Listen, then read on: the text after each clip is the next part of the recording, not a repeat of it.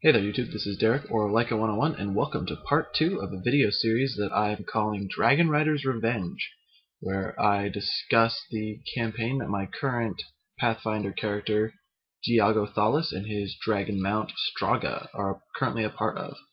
In the last video I wrapped up Session 1, and it's time to get you guys caught up. We just finished Session 4, so that was last Friday, so let's get you guys caught up. Session 2 started with everyone waking up from receiving their gifts from the advocates, the gods of the campaign setting, or minor gods of the campaign setting, and continuing our quest for finding this man named Kolo.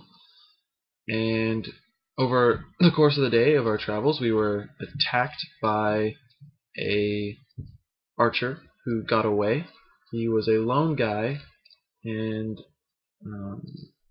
shot up into the air at Straga and myself, and basically what he almost wound up doing is killing us, because he had an enchanted arrow that was, we come to find out, cursed and or blessed, depending on your point of view, by an evil entity that basically made sure it struck true, even though Straga and I were flying roughly about 400 or 500 feet up into the air. So it was quite deadly, and given our current level at the time, we would have just splat and died. But we were saved by the advocates, who basically said, it's not your time, don't worry about it, we need you, kind of thing, basically. And another member of the party, or eventually that archer got away and we continued on. We wanted to find him, but he was spirited away by that she entity that I mentioned last time. And we wound up going into a small town where our bounty hunter had a contact and basically found a guy who's supposed to be working for the Obsidian Order, which, if everyone remembers correctly, the Obsidian Order is the order that destroyed Dee's family, killed his mother, drove his father into insanity, and is responsible for his family's fall from grace, really. So immediately I jump on board and I'm all over it, and I basically grab the bounty hunter and say, look, let's do this. You can have all the money. It's obviously your contract, but we're doing this. And so of course he agrees, because he just was after the money. So what am I after in this is just simply killing the guy. And we eventually find the entrance to his stronghold, which is basically this cave entrance guarded by two guys at night. We have a couple members try to sneak in and take him out, and it takes forever, but eventually the two guards are taken out, because personally I don't understand why it took so long, because we had a rogue and a bounty hunter, so it should have just been piece of cake, but it wasn't. So I was about to take matters into my own hand and simply fly down and grab both of them in Straga's talons, lift them up in the air, and just let go. But thankfully I didn't have to do that. So we went inside and we start breaking through this basically dungeon crawl, and basically we come across an area that has a bunch of guys working for the Obsidian Order, and it's basically like a kitchen or a mess hall, and about 10 or 11 guys come streaming out and all start fighting. I and Straga decide to hang back, let the rest of the party have a shining moment, and that kind of backfires on us when everyone doesn't really have their shining moment, start rolling subpar 2s, 3s, 1s. So eventually Straga and I go, well, time to enter the fray, and jump on in. Straga lights about 5 of them on fire. They all die. I pop off a couple arrows, because I'm wielding a great, a composite longbow, and it's rather deadly for people to come into my range of fire for either myself or Straga, and we basically wipe the floor with a bunch of dudes. I high five some of the other party members and go to walk around a corner, and a meat cleaver comes flying out from the kitchens and almost takes off my face, but I do a reflex save, pass, flies right into the wall, and the DM says, okay, now you see a guy cowering in the corner, and I say, now, hold on a minute. Straga is a bound companion, meaning he's bound to me personally. And, we're like, family pretty much. And he doesn't take kindly to people attacking me. So that meat cleaver was a no-no. And Straga comes around the corner, and I say, and Straga's rolling an intimidation check. And the DM says, well, that's not really necessary. You just killed a bunch of people. This guy's pretty much intimidated already. And I say, no, intimidation check. D20 roll, natural 20 on intimidation. Because, let's face it, what's more intimidating than you cowering in a corner where, with a meat cleaver, where you just saw all your friends run out to try to take on somebody that's down the hallway, and a giant burst of flame come down, and hear a bunch of screams and dying pain, and then a dragon comes around the corner. Let's face it, that's just terrifying. And basically what happens is that guy's heart explodes, and he's just dead. So, bonus points on an awesome kill. For me, I was pretty excited for Straga. Nice pat on the leg, and we move on. We come across some pretty challenging puzzles. My DM is pretty creative when it comes to making puzzles. He enjoys them. Riddles, locked doors that have really no way through them, except for like maybe one obscure thing that is really hard for a lot of the group to get, but then one person misses like the crucial clue or something, or it's really easy and everybody's overthinking it, which it tends to be more of that than anything else. We fought off some crazy earth elementals in this crazy trapped room, and we make it down to a room where it's empty, but for a throne. Just a stone throne in a corner. And what initially happens is one of the party says, oh, I'm going to sit on it. And they do, and they disappear. They just vanish into nothingness. So someone freaks out and says, oh, well, I'm going to sit on it. So they do it, same thing happens. And so on with each party member. And what happens is each of our characters that sits down is flung into multiple realities, multiple dimensions, really. So anything that you can think of, the DM was being really generous and said, anything you can think of, Disney worlds or Fallout New Vegas, or somebody went to World War II. One person even broke the fourth barrier and had their character come into the room that we were playing in and read the mind of the DM, which was pretty crazy. And the whole point of it is we were entered in these alternate realities and pulled out one item from that to take back. So of course it got a little crazy, and people were pulling out like AK-47s and grenades, and I pulled out the genie from Aladdin, got 3 wishes. So yeah, we pulled out some crazy things and basically one-upped everything that we had and became crazy. I made Straga gargantuan, or no, colossal, excuse me.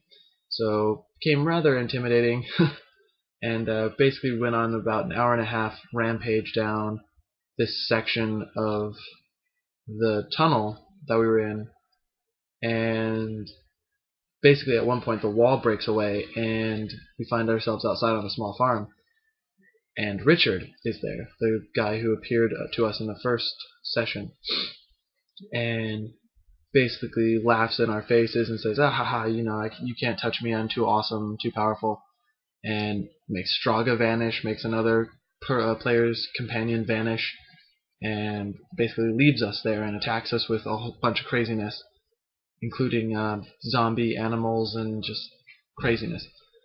So what we come to learn is, after about an additional 20 minutes of play, is that myself and the other character who has a companion animal, or creature I should say, it's basically like a sentient, or like a giant metal tin man, kind of like a Warforged, I think is what it is. And basically what we found out is we were being mind controlled or manipulated to think that we were in these alternate realities, so we had access to these alternate realities. And in fact what was happening is we were chained to the floor, and there was a person in front of us that was actually sitting on the actual throne and was basically manipulating our minds, kind of like how Scarecrow from Batman does. And I'm pretty sure that's where the origin came from for this creepy guy. and we basically rolled a save to pull ourselves out of it, and hit him with some bright light, some basically direct sunlight, because it was a really dark room. Hit him with some direct sunlight, and basically he vanished. So I thought that was a pretty neat interpretation of something to do for D&D. Pull in some extra craziness, allow us to use a excess of imagination, if you will, and really decide what's going on.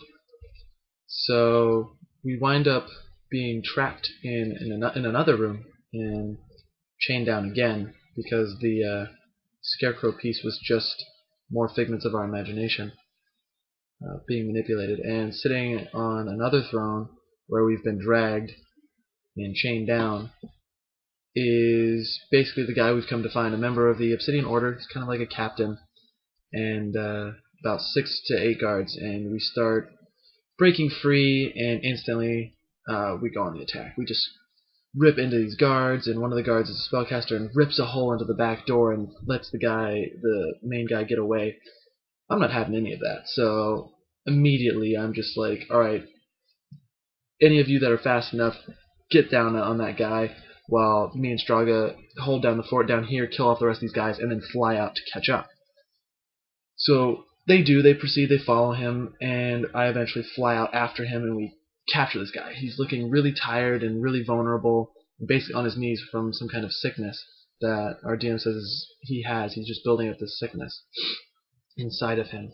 And immediately, interrogation time. My favorite part. Get the guy on his knees, basically instantly, wham, sucker punch right to the face. Just, give me a name, tell me another member of the order, give me a name, give me a location, give me something that I can use to destroy more of you bastards, really. And the guy's like, oh, you'll get nothing from me, and then it's just like, oh yeah, wham, punch right to the solar plexus. And then the next words out of his mouth are, he's basically going to say you're making a mistake, but all he got was you're making a, and bam, I punched him in the face right again. And it's at that point that I managed to somehow contract the disease that the guy had based on bodily contact. And he had been wearing this pinkish amulet around his throat, and at that point we had to roll perception checks, and there was an elven figure with wings in the air over our heads, and we could just make out another pink amulet around this guy's neck. So we were like, oh crap, what's going on? And this elven deity or person with wings comes flying down, about to start attacking us too, and then a portal opens up, and another guy with another pink amulet is basically there. He looks like a warforged, and he's going to start to come and attack us. And our DM, we realize that this is a really powerful fight that we're probably not going to win, and it's stemming from the fact that I keep beating the crap out of this guy, and apparently he may or may not be who I quite think he is. So the party basically pins me down. That upsets Straga. The other companion of another character basically is strong enough to temporarily pin Straga down long enough for people to get words out, so that way they can figure out what's going on. And it turns out that this guy that we came to kill is actually in hiding. He's a undercover agent of sorts for the Obsidian, working inside the Obsidian Order for a group called, I believe it's called, what is it called? The Progenitors? No, that's not it. The Precursors, that's it. A group called the Precursors, who basically try to keep world peace kind of thing, or the world in balance, I should say. And the 3 of them that appeared are all members of this organization. And basically they gave us a bit of information and said, look, you got the wrong guy. We're both on the same side here. And were able to tell us a little bit more about what was going on. For example, we finally got the name of that evil she entity. Her name is Aparu, and she was an advocate, an evil goddess, that members of the Precursors took down, and basically they thought to have killed her, but she's coming back. They also were able to tell us a bit about this cube. It's basically, when wielded correctly, is a form of magical armor and weaponry that has the potential to kill the evil goddess Aparu. However, the guy Kolo that we're going to see was the original guy who killed the goddess. And last time he used this, he nearly got killed. So they also gave me, even though I beat the crap out of the guy, gave me a bit of information about the Obsidian Order and a scroll that would lead directly to my mother's killer. So 2 thumbs up for those guys, even though I kind of inadvertently beat the crap out of one of them. And it's the leader of the Order, and the other bit of information was that the leader of the Obsidian Order would be in the City of Commerce in 2 months, and that he, even though if we were there and I would see him, it would only be a mirror image. It'd be a fake, but a very convincing fake. And even though it was only a fake, I would be able to detect the magic trail that would lead back to where he actually would be, so I could take him out. And that is where we ended the session. And I'm sorry, actually, that was like session 2 through session 4 recap. So now you guys are all caught up. I just got so excited telling you about everything. So that leads all the way up to the current spot in Dragonrider's Revenge. And I would say I'm doing pretty good for myself, as slowly stamping out this order. I've killed one guy that should probably not have been killed, as at our level. We were only like level 1 at the time. So that's a big guy, and we killed like his household bodyguards. So that was like 6. So I guess that brings a total of 7 actually. And then I killed like 6 more guards. So that brings the total to 13. And then the 2 guards out front makes 15. Yeah, I'm on a roll. 15 guys already dead from this Obsidian Order. Yeah. My quest for vengeance is coming along nicely. And now I know where the guy who killed my mom is, and I know where the leader's going to be. It's going to be really tempting not to act on those 2 things, given that we just leveled up to level 8.